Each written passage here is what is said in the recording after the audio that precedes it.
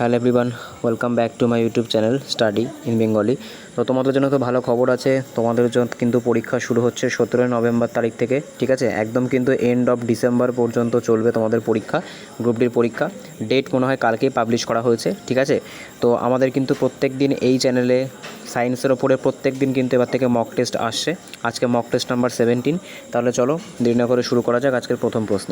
দেখো আজকের প্রথম প্রশ্ন কি বলছে, চৌম্বক সূচক সর্বদা উত্তর দক্ষিণ দিকে কেন স্থির থাকে? যে চৌম্বক সূচক থাকে বা একটা চৌম্বক শলাকা, মনে করো একটা চৌম্বকের শলাকা আছে বা একটা বারচুম্বক আছে, সেটাকে সবসময় তুমি যদি ঝুলিয়ে রেখে দাও তো দেখবে সেটা কিন্তু সবসময় যে নর্থ আর সাউথের দিকে হয়ে যাবে। ঠিক আছে, তুমি যে কোনো পজিশনে রাখো না কেন ওটা কিন্তু নর্থ এবং সাউথে হয়ে যাবে। তো এটা কিসের জন্য হয়ে থাকে? মানে একটা চৌম্বক সূচক সর্বদা কিন্তু উত্তর দক্ষিণ দিকে মুখ করে থাকে। এটা কীভাবে হয়ে থাকে? তো এটার পেছনে কিন্তু দায়ী হচ্ছে পৃথিবীর চৌম্বক ক্ষেত্র। ঠিক আছে, পৃথিবীর যে ম্যাগনেটিক ফিল্ড আছে সেই পৃথিবীর ম্যাগনেটিক ফিল্ডে কিন্তু এর জন্য রেসপন্সিবল।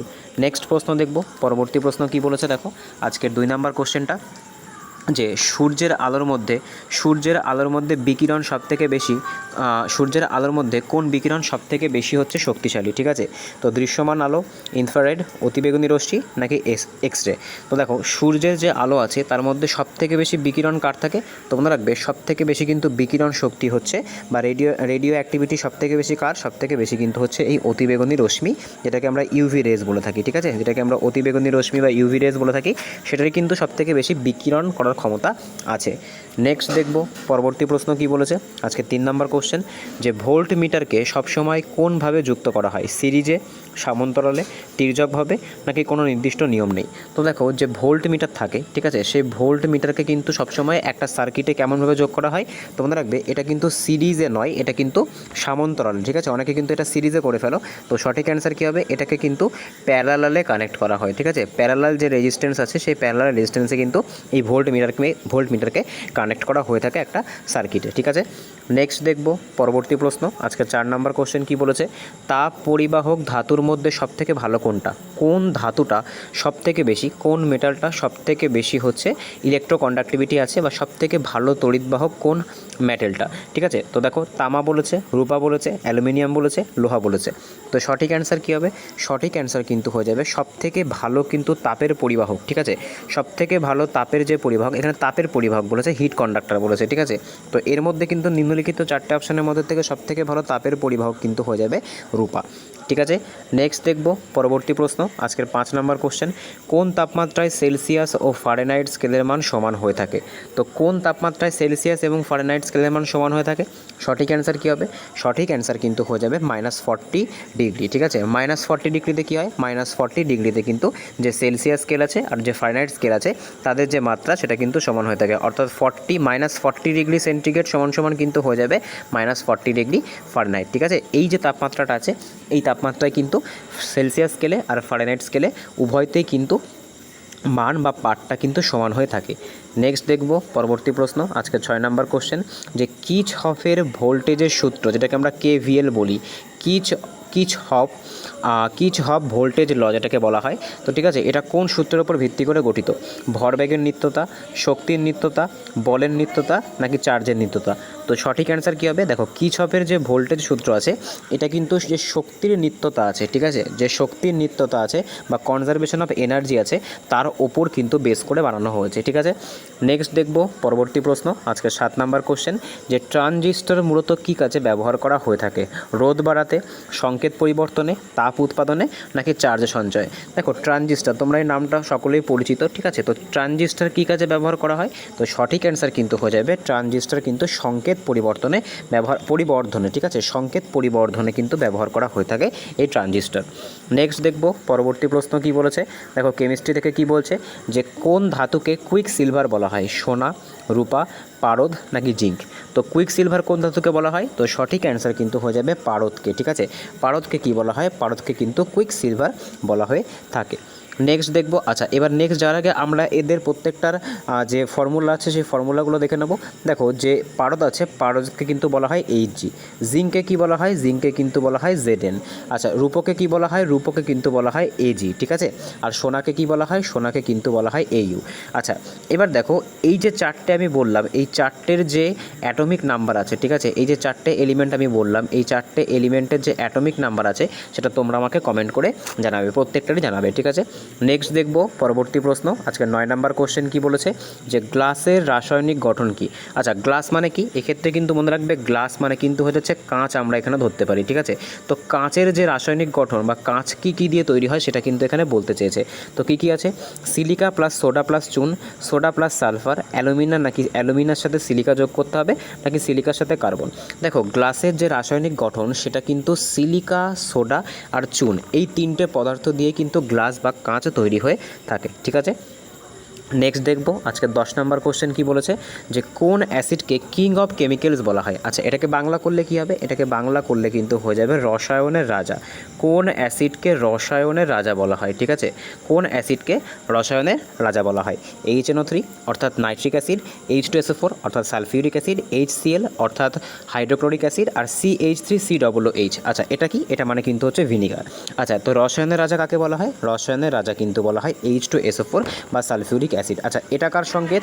এটা কিন্তু হয়ে যাচ্ছে অ্যাসিটিক অ্যাসিডের, ঠিক আছে। এটা কি? এটা কিন্তু হয়ে যাচ্ছে অ্যাসিটিক অ্যাসিডের সংকেত। নেক্সট দেখব পরবর্তী প্রশ্ন কি বলেছে, আজকের 11তম কোশ্চেন, যে পটাশিয়াম পারম্যাঙ্গানেট। আচ্ছা, পটাশিয়াম পারম্যাঙ্গানেটের দেখো কি ফর্মুলা আছে, সেটাও কিন্তু পরীক্ষা দিতে পারে, যে KMnO4, ঠিক আছে। তো KMnO4, যেটাকে আমরা পটাশিয়াম পারম্যাঙ্গানেট বলি, এটা কিসের জন্য ব্যবহার করা হয়ে থাকে? জীবাণুনাশক হিসেবে, সার হিসেবে, নাকি বিস্ফোরক হিসেবে, নাকি বায়ুশোধক হিসেবে। আচ্ছা, এই দেখো, এই যে KMnO4 আছে, অর্থাৎ যেটাকে আমরা পটাশিয়াম পারম্যাঙ্গানেট বলছি, এটা কিন্তু জীবাণুনাশক, ঠিক আছে, বা ডিসইনফেক্টেন্ট রূপে ব্যবহার করা হয়ে থাকে, ঠিক আছে। এটাকে কিন্তু আমরা ডিসইনফেক্টেন্ট বা জীবাণুনাশক হিসেবে ব্যবহার করে থাকি। নেক্সট দেখব আজকের 12তম কোশ্চেন কি বলেছে, যে ইস্পাত মূলত কী দিয়ে তৈরি। আচ্ছা, ইস্পাত মানে কি? ইস্পাত মানে কিন্তু হচ্ছে স্টিল। তো স্টিলের যে মেন কম্পোনেন্ট সেটা কিন্তু জিজ্ঞাসা করেছে। দেখো, স্টিলের মধ্যে কি থাকে? স্টিলের মধ্যে কিন্তু Fe প্লাস হচ্ছে সি আর কিছুটা পরিমাণে কিন্তু ক্রোমিয়াম আর হচ্ছে নিকেল থাকে, যেটা কিন্তু তোমাদের এখানে অপশানে নেই, ঠিক আছে। তো এখানে দেখো, সবথেকে নিয়ারেস্ট কোনটা যাচ্ছে? সবথেকে নিয়ারেস্ট কিন্তু যাচ্ছে লোহা ও কার্বন, অর্থাৎ Fe প্লাস সি, এটা কিন্তু সবথেকে নিয়ারেস্ট যাচ্ছে, ঠিক আছে। কখনো কখনো কিন্তু তোমরা দেখতে পাবে যে স্টিল তৈরিতে কিন্তু ম্যাগনেসিয়ামও ব্যবহার করা হয়ে থাকে, ঠিক আছে। এগুলো কিন্তু খুব কম মাত্রায় থাকে। এখানে আমাদের যে মেজর যে কোনটুকুনি থাকে বা মেজর কোন কোন এলিমেন্ট থাকে সেটাই কিন্তু বলা হয়েছে। নেক্সট দেখব পরবর্তী প্রশ্ন, আজকে 13তম কোশ্চেন, যে অ্যামোনিয়া গ্যাসের গন্ধ কেমন হয়ে থাকে। আচ্ছা, অ্যামোনিয়ার সংকেত কি সবার প্রথমে জানতে হবে। অ্যামোনিয়ার সংকেত কিন্তু হয়ে যাচ্ছে NH3, ঠিক আছে। NH3, এটা কিন্তু অ্যামোনিয়ার সংকেত। আচ্ছা, এই যে অ্যামোনিয়া গ্যাস আছে, এই অ্যামোনিয়া গ্যাসের গন্ধ কেমন হয়ে থাকে? গন্ধহীন হয়, এটা ঝাঁঝালো হয়, মিষ্টি হয়, নাকি লেবুর মতো হয়। তো সঠিক অ্যান্সার কী হবে? দেখো, এই যে অ্যামোনিয়া গ্যাস আছে, অ্যামোনিয়া গ্যাসের যে গন্ধ, এটা কিন্তু ঝাঁঝালো প্রকৃতির হয়ে থাকে, ঠিক আছে।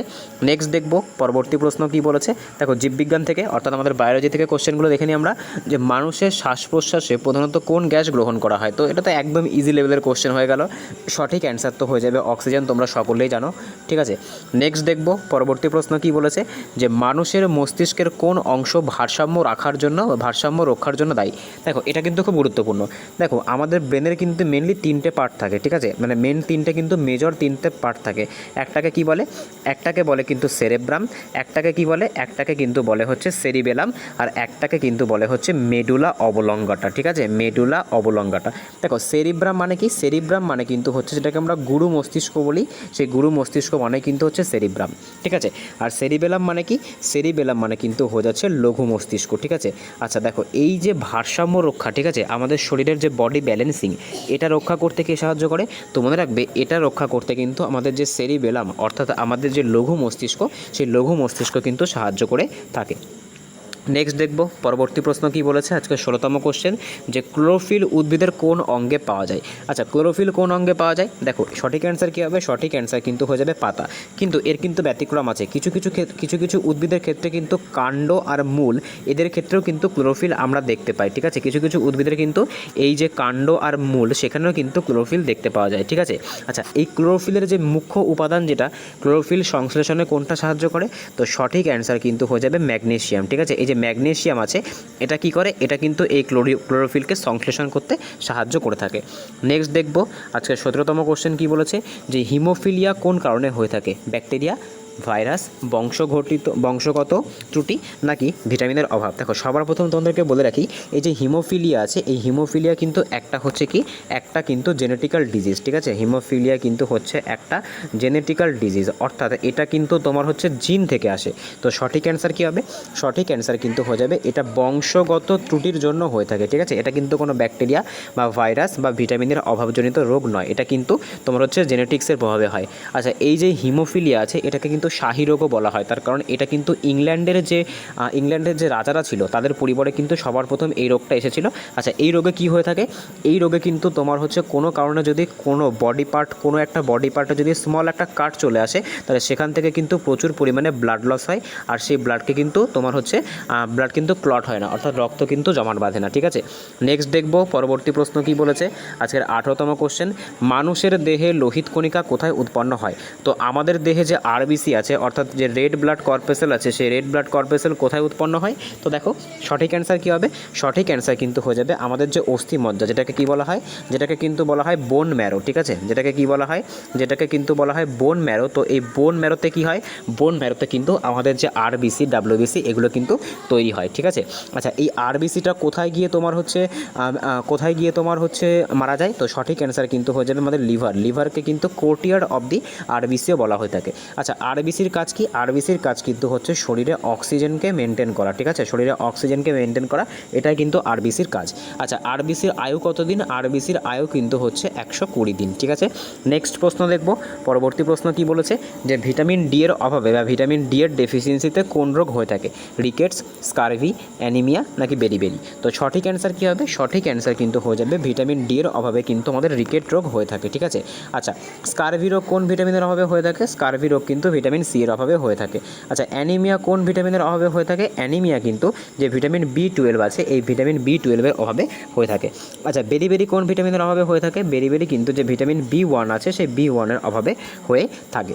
নেক্সট প্রশ্ন দেখব, পরবর্তী প্রশ্ন, যে ডিএনএর প্রতিলিপি বা রেপ্লিকেশন কোথায় ঘটে। তো দেখো ডিএনএর যে প্রতিলিপি বা রেপ্লিকেশন সেটা কোথায় ঘটে, মাইটোকন্ড্রিয়া, সাইটোপ্লাজম, নিউক্লিয়াস নাকি রাইবোজোম। তো সঠিক অ্যান্সার কী হবে, সঠিক অ্যান্সার কিন্তু হয়ে যাবে যে ডিএনএর যে রেপ্লিকেশন বা প্রতিলিপি আছে এটা কিন্তু নিউক্লিয়াসের মধ্যে ঘটে থাকে, ঠিক আছে। এটা কি হয়, এটা কিন্তু নিউক্লিয়াসের মধ্যে ঘটে থাকে। আচ্ছা, আর এই যে ডিএনএ ম্যাটেরিয়াল, সেই ডিএনএ ম্যাটেরিয়াল আমাদের শরীরে কিন্তু দু জায়গায় থাকে, আমাদের যে সেল আছে সেই সেলের কিন্তু দুই জায়গায় থাকে, ঠিক আছে। একটা কিন্তু নিউক্লিয়াসে থাকে আর একটা কিন্তু মাইটোকন্ড্রিয়াতে থাকে, এই তোমার হচ্ছে ডিএনএ বা যেটাকে আমরা ক্রোমোজোম বলতে পারি। নেক্সট প্রশ্ন দেখব, পরবর্তী প্রশ্ন দেখো, এখান থেকে কিন্তু আমাদের শুরু হয়ে যাচ্ছে ফিজিক্সের অঙ্ক।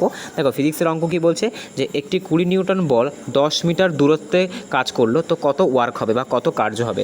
আচ্ছা, আমরা কি জানি, আমরা জানি যে কার্য ডাব্লু সমান কি হয়ে থাকে, ডাব্লু সমান কিন্তু হয়ে থাকে বল ইন্টু সরণ, ঠিক আছে, বল ইন্টু সরণ। তো আমাদের এখানে বল কত, আমাদের এখানে বল হচ্ছে 200, বল হচ্ছে 20 নিউটন, আর কতটুকু সরেছে, 10 মিটার সরেছে। তো সঠিক অ্যান্সার কত হবে, সঠিক অ্যান্সার কিন্তু হয়ে যাবে 200 জুল, ঠিক আছে। 200 জুল কোথায় আছে, অপশান সিতে কিন্তু আছে, এটাই কিন্তু সঠিক অ্যান্সার। তোমরা চাইলে কিন্তু এই যে ফর্মুলাগুলো আছে ফর্মুলাগুলোকে কিন্তু নোট ডাউন করতে পারো, যে কার্য সমান বল ইন্টু সরণ, ঠিক আছে। নেক্সট প্রশ্ন দেখব, পরবর্তী প্রশ্ন কি বলেছে, দেখো 22 নম্বর কোশ্চেনটা কি বলেছে, যে একটি গাড়ি 5 মিটার পার সেকেন্ড থেকে 25 মিটার পার সেকেন্ড বেগে পৌঁছালো 10 সেকেন্ডে, তো এর ত্বরণের মান কত। তো এক্ষেত্রে আমাদের কোন ফর্মুলা কাজে লাগাতে হবে, এক্ষেত্রে কিন্তু আমাদের v = u + at যে ফর্মুলা আছে সেই ফর্মুলা কাজে লাগাতে হবে, যেখানে v মানে কি, v মানে কিন্তু অন্তিম বেগ, যেটা কত, যেটা কিন্তু হচ্ছে 25 মিটার পার সেকেন্ড। আচ্ছা, ইউ মানে কত, ইউ মানে প্রাথমিক বেগ, যেটা কত, যেটা কিন্তু 5 মিটার পার সেকেন্ড। আচ্ছা, টাইম কত, টাইম কিন্তু 10, আর এর মান কিন্তু আমাদেরকে বের করতে হবে। আচ্ছা, তো ভি এখানে কত, ভি এখানে আমরা 25 লিখলাম। আচ্ছা, ইউ কত বলেছে, ইউ বলেছে 5, এক্ষেত্রে আমরা এর মান জানি না, আর সময় হচ্ছে কিন্তু 10, ঠিক আছে। আচ্ছা, যদি আমরা এই 5টাকে এদিকে নিয়ে আসি তাহলে আমরা কি পাবো, তাহলে দেখবো যে 25 থেকে 5 মাইনাস হয়ে গিয়ে কী হবে, 25 থেকে 5 মাইনাস হয়ে গিয়ে কিন্তু 20 হয়ে যাবে, আর এদিকে কিন্তু 10a হয়ে যাবে। এই 10 দিয়ে এই 20কে কাটো, তাহলে কত হচ্ছে, a = কিন্তু 2 মিটার পার সেকেন্ড স্কোয়ার হয়ে যাচ্ছে। এটাই কিন্তু হচ্ছে আমাদের যে ত্বরণের মান, ঠিক আছে। তো ত্বরণ কত বেরোলো, ত্বরণ কিন্তু আমাদের সঠিক অ্যান্সার হয়ে যাবে অপশান বি, ঠিক আছে, যে 2 মিটার পার সেকেন্ড স্কোয়ার, এটাই কিন্তু হচ্ছে ত্বরণের মান। নেক্সট প্রশ্ন দেখব, আজকে 23তম কোশ্চেন কি বলেছে, যে একটি বর্তনীতে 6 ভোল্টেজে 3 অ্যাম্পিয়ার কারেন্ট প্রবাহিত হচ্ছে, তো রোধ কত। তো দেখো রোধ, তারপরে আমাদের যে ভোল্টেজ, বিভব পার্থক্য যেটাকে আমরা বলি, আর কিন্তু কারেন্ট, এর মধ্যে কিন্তু একটা সূত্র আছে যেটাকে আমরা ওহমস ল বলে থাকি, ঠিক আছে, যেটাকে আমরা কি বলি, যেটাকে আমরা ওহমস ল কিন্তু বলে থাকি। সূত্রটা কি? সূত্রটা হচ্ছে V ইকুয়ালস টু IR, ঠিক আছে। এক্ষেত্রে আমাদের কি বের করতে বলেছে? এক্ষেত্রে আমাদের R বের করতে বলেছে। তো R ইকুয়ালস টু কী হবে? V বাই I হবে। আচ্ছা, আমাদের V কত? V হচ্ছে 6 আর আমাদের I কত? I হচ্ছে 3, কাটাকুটি করলে কত আসছে? 2। তো 2 ওহম কিন্তু আমাদের সঠিক অ্যান্সার হয়ে যাবে। কোথায় আছে? এটা কিন্তু অপশান বিতে আছে, আর এটাই কিন্তু আমাদের সঠিক অ্যান্সার হয়ে যাবে। নেক্সট প্রশ্ন দেখব, পরবর্তী প্রশ্ন 24তম কোশ্চেন কি বলেছে, যে 0.5 কেজি ভরের একটি বস্তু 10 মিটার বেগে চলছে, তো এর গতিশক্তি কত হবে? আচ্ছা, গতিশক্তি মানে কি? গতিশক্তি মানে কিন্তু হচ্ছে কাইনেটিক এনার্জি, এটাকে আমরা KE বলি। আচ্ছা, এর ফর্মুলা কি? এর ফর্মুলা কিন্তু হচ্ছে 1/2 × mv²। যেখানে m মানে কি? যেখানে m মানে কিন্তু হচ্ছে বস্তুর মাস, আর যেটা কিন্তু কিলোগ্রামে থাকবে অবশ্যই। আর বস্তুর যে v মানে কি? v মানে কিন্তু হচ্ছে ভেলোসিটি, অর্থাৎ আমাদের যেটা 10, ঠিক আছে। আচ্ছা, এবার আমাদেরকে কি করতে হবে? এবার আমাদেরকে ফর্মুলাটা পুট করতে হবে। তো মাস কত হচ্ছে? মাস হচ্ছে 0.5। আচ্ছা, 10-এর দেখো স্কোয়ার। আচ্ছা, 10-এর স্কোয়ার করলে কত হবে? নিশ্চয়ই তোমাদেরকে আর করে দেখাতে হবে না, তাও আমি করে দেখালাম। তো 100। আচ্ছা, এটা দিয়ে এবার এই পয়েন্টটার জন্য নিচে 10 নিয়ে এসো। তো এই 0 দিয়ে এই 0 কেটে দাও, আর এই 2 দিয়ে এই 10কে কেটে দাও, তাহলে কত হচ্ছে? 5। তো আলটিমেটলি আমাদের অ্যান্সার কত হচ্ছে? 25 জুল কিন্তু আমাদের অ্যান্সার হয়ে যাচ্ছে। কোথায় আছে আমরা যদি দেখতে পাই, তো অপশান সিতে কিন্তু আছে 25 জুল, আর এটাই কিন্তু আমাদের সঠিক অ্যান্সার হয়ে যাবে, ঠিক আছে। এটাই কিন্তু সঠিক অ্যান্সার হয়ে যাবে। নেক্সট অঙ্ক, ঠিক আছে, আজকের সবথেকে ইম্পর্টেন্ট অঙ্ক, লেন্সের অঙ্ক। লেন্সের অঙ্ক কিন্তু পরীক্ষাতে তোমরা দেখতে পাবেই, ঠিক আছে। দেখো কি বলেছে, একটি লেন্সের দৈর্ঘ্য 10 সেন্টিমিটার, বস্তুটি রাখা হলো 20 সেন্টিমিটার দূরে, প্রতিচ্ছবির অবস্থান কত হবে বা কোথায় হবে? আচ্ছা, সবার প্রথমে দেখো আমাদেরকে কী বের করতে হবে? সবার প্রথমে আমাদেরকে ফর্মুলাটা জানতে হবে। আচ্ছা, ফর্মুলাটা কী হয়ে থাকে? ফর্মুলা কিন্তু হয়ে থাকে 1/f ইকুয়ালস টু কী হয়ে থাকে? 1/f ইকুয়ালস টু কিন্তু হয়ে থাকে 1/v মাইনাস কী হচ্ছে? মাইনাস কিন্তু হয়ে থাকে 1/ তোমার হচ্ছে এখানে ইউ, ঠিক আছে। এটা কিন্তু আমাদের ফর্মুলা। আচ্ছা, এবার আমাদেরকে কী করতে হবে? এবার কিন্তু আমাদেরকে ডেটাগুলোকে পুট করতে হবে। আচ্ছা, ফোকাস দৈর্ঘ্য কত হচ্ছে আমাদের? এফ হচ্ছে আমাদের 10 সেন্টিমিটার, ঠিক আছে। আর এক্ষেত্রে দেখো প্লাস তোমাদের যে এখানে দেখো ফোকাস যেহেতু তোমার হচ্ছে পজিটিভে আছে, তাই এটা কিন্তু উত্তর লেন্স ধরে নিতে হবে। আচ্ছা, তাই ইউ ইকুয়ালস টু কী হবে? ইউ ইকুয়ালস টু কিন্তু -20 সেন্টিমিটার হবে। কেন মাইনাস দিলাম? তার কারণ উত্তর লেন্সে কিন্তু বস্তুকে লেন্সের ফোকাসের অপোজিট দিকে রাখা হয়, সেই কারণের জন্য কিন্তু মাইনাস নিলাম, ঠিক আছে। আচ্ছা, এবার আমাদেরকে জাস্ট ডেটাটাকে পুট করতে হবে। আচ্ছা, আমাদের কি দরকার? আমাদের কিন্তু ভি দরকার। তাই 1/vটাকে আমরা কি করব? 1/vটাকে আমরা এই পাশে রাখবো, এই পাশে রেখে আমরা কি করব? এই 1/fটা এখানে রাখবো, আর এই যে 1/u যেটা ছিল মাইনাসে, সেটা এ পাশে আসলে প্লাস হয়ে যাবে। এটা তাহলে আমাদের হচ্ছে ফর্মুলা হলো। আচ্ছা, এবার আমরা পরে লিখবো। আচ্ছা, পরে লিখলে আমরা কি পাচ্ছি? তো এখানে মেন ফর্মুলাটা লিখে যেটা আমাদের আসলো, যে 1/v ইকুয়ালস টু হচ্ছে 1/f প্লাস 1/u কিন্তু হয়ে যাচ্ছে। আচ্ছা, এবার আমরা কি করব? ডেটাগুলোকে পুট করব। তো এক্ষেত্রে কত হচ্ছে? 1/f মানে কত হচ্ছে? 10 সেন্টিমিটার হচ্ছে, আর এখানে প্লাস, আর এখানে আমাদের ডিস্টেন্সটা কত ছিল? ডিস্টেন্স কিন্তু মাইনাসে হবে, তাই 1/20। আচ্ছা, এটাকে পাশে রাখলাম। আচ্ছা, এবার কি বলেছে? এবার দেখো তাহলে 1/10 হলো। এবার এই মাইনাস আর এই প্লাসে কী হবে? প্লাসে মাইনাসে মাইনাস, আর এখানে কিন্তু হয়ে গেল তোমার হচ্ছে 20। আচ্ছা, এইটুকু পোর্শনকে আমরা আবার পরের লাইনে করব। আচ্ছা, পরের লাইনে করলে আমরা কি পাচ্ছি? যে আমরা কি পেলাম এত সময় পর্যন্ত? যে 1/v ইকুয়ালস টু পেলাম 1/10 মাইনাস 1/20। আচ্ছা, 20 এলসিএম তোমরা নিয়ে নাও। 20 এলসিএম নিলে কত হচ্ছে? এখানে হচ্ছে 2, আর এখানে কত হচ্ছে? এখানে কিন্তু তোমার হচ্ছে 1। আচ্ছা, 2-এর থেকে 1 গেলে কত থাকবে? 1 থাকবে, আর এখানে কিন্তু 20। এবার কি করতে হবে? 1/v আছে, v করে দিলে কি করতে হবে? এটাকে উল্টে দিতে হবে। তো 20 সেন্টিমিটার, ঠিক আছে। তো 20 সেন্টিমিটার দূরে কী হবে? 20 সেন্টিমিটার দূরে কিন্তু বস্তুর যে প্রতিচ্ছবি আছে সেটা তৈরি হবে। আশা করি বোঝাতে পেরেছি। তাও যদি কারোর কোনো রকম প্রবলেম থেকে থাকে, আমাকে অবশ্যই লেন্সের অঙ্কের ব্যাপারে কমেন্টে জানাবে। দরকার পড়লে শুধুমাত্র লেন্সের অঙ্কের ওপর ডেডিকেটেড তোমাদের একটা ক্লাস আমি করিয়ে দেবো, যেখানে তোমাদের একদম লেন্সের যে অঙ্কগুলো আছে 0 থেকে হিরো পর্যন্ত আমি তোমাদেরকে শিখিয়ে দেবো। তো আজকে এই অবধি ছিল। আউট অফ 25 কার কত স্কোর হলো অবশ্যই কিন্তু কমেন্টে জানাবে। তোমাদের কিন্তু এখন প্রিপারেশন করার সময়, কারণ পরীক্ষার ডেট কিন্তু অ্যানাউন্স হয়ে গেছে 17ই নভেম্বর থেকে, ঠিক আছে। 17ই নভেম্বর থেকে কিন্তু একদম ডিসেম্বর পর্যন্ত তোমাদের পরীক্ষায় চলবে। এটা একদম মানে শিডিউল্ড হয়েই গেছে, ঠিক আছে। জাস্ট তোমাদের অ্যাডমিট কার্ড আসার অপেক্ষা আছে। আচ্ছা, সেই কারণের জন্য কিন্তু তোমাদের প্রত্যেক দিন প্রিপারেশন করতে হবে। তো যদি ভিডিওটা ভালো লেগে থাকে অবশ্যই চ্যানেলটাকে সাবস্ক্রাইব করো। এই রকম ভিডিও কিন্তু সায়েন্স রিলেটেড ভিডিও তোমরা কিন্তু আমাদের এই চ্যানেলে পেয়ে যাবে, ঠিক আছে। এছাড়া কিন্তু দেখো ভিডিওর যে ডেসক্রিপশানে, সেখানে কিন্তু আমি একটা প্লেলিস্টের লিঙ্ক দিয়ে রাখবো। সেখানে কিন্তু আমাদের জেনারেল সায়েন্সের ওপর 52টা ক্লাস করানো হয়েছে, যেখানে কিন্তু একদম হাতে ধরে 0 থেকে হিরো পর্যন্ত শেখানো হয়েছে, ঠিক আছে। আর এগুলো তো আমাদের মক টেস্ট চলছে, একদম পরীক্ষার শেষ দিন পর্যন্ত কিন্তু আমাদের এই যে মক টেস্ট সেটা কিন্তু চলবে, ঠিক আছে। প্রত্যেক দিন কিন্তু মক টেস্টটা আমি আনার চেষ্টা করব। তো দেখা হচ্ছে পরের ভিডিওতে, বাই। যদি ভিডিওটা ভালো লেগে থাকে অবশ্যই বন্ধুদের সাথে শেয়ার করো। দেখা হচ্ছে পরের ভিডিওতে, বাই।